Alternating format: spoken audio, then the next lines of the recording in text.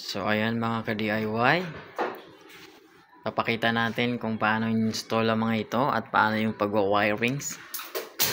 So ito yung panel natin, ACC, ito yung breaker, inverter, breaker sa AC, no? So from solar panel siya, papasok siya ngayon dito sa breaker.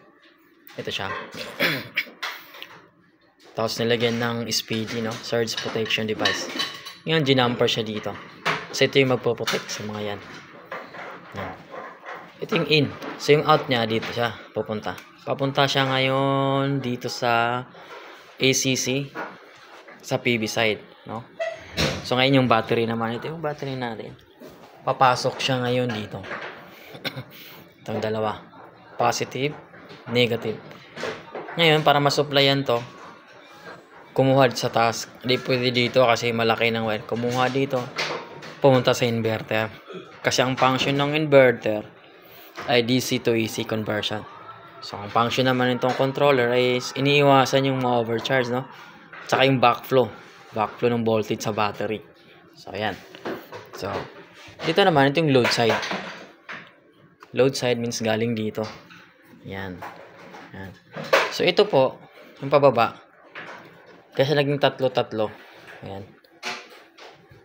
Ito yon, outlet ng DC, switch, at saka yung connection dito. Ayan. So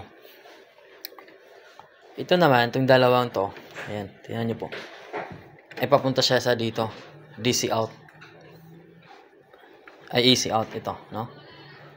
So ayan. So ito yung battery na side, ito yung in, ito yung AC out. AC in, AC out.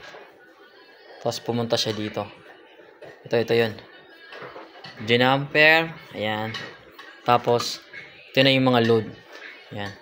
Papunta siya dito sa outlet. Ito naman, yung line 1 nito, papunta sa switch. Tapos yung return dito.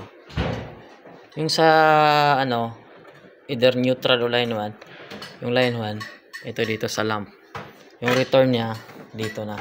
Pero dito rin kumuha ng neutral. So ganun lang po kasimple, no? Kung paano mag-termination or installation ng mga to.